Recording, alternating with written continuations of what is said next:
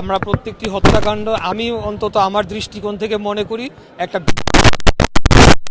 বলে প্রতীয়মান হচ্ছে।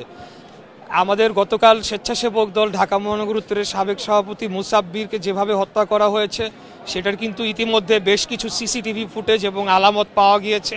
তাই আমি বলবো আইন শৃঙ্খলা রক্ষাকারী বাহিনী যাতে দ্রুততম সময়ে এটা আপনার তদন্ত করে তারা যাতে প্রকৃত দোষীদেরকে চিহ্নিত করে বের করতে পারে সেই পদক্ষেপ তাদেরকে নেওয়া উচিত।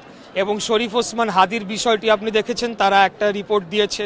তবে আমি মনে করি শরীফ ওসমান হাদির পেছনে পতিত ফ্যাসিস্ট স্বৈরাচারী আওয়ামী লীগ এবং তার শীর্ষ পর্যায়ের নেতৃবৃন্দ জড়িত থাকার সম্ভাবনাটাই সবচেয়ে বেশি বলে মনে করি।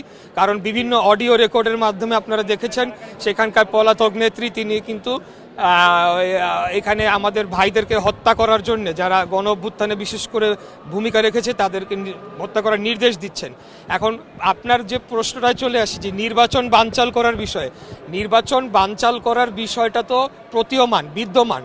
এখানে যারা বাদ পড়ে যাবে রাজনৈতিকভাবে, যারা এখন তাদের অংশগ্রহণ করার কোনো সুযোগ নাই, যাদেরকে জনগণ ঘৃণাভরে প্রত্যাখ্যান করেছে, তারা চাইবেই যে নির্বাচনটা যাতে সুষ্ঠুভাবে সম্পন্ন না হোক, এটা তাদের মোটিভ।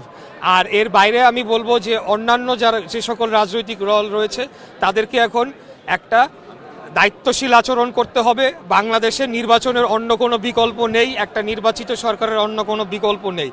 যত যাই হবে, যত কিছুই হবে, আগামী নির্বাচনটা হতেই হবে এবং আগামী নির্বাচিত সরকারের মাধ্যমে আমাদের যে সকল দুর্বলতা রয়েছে সেগুলোকে কাটিয়ে ওঠে নতুন বাংলাদেশ গড়ার জন্য আমরা আমাদের কাজ করে যাবো ইনশাল্লাহ।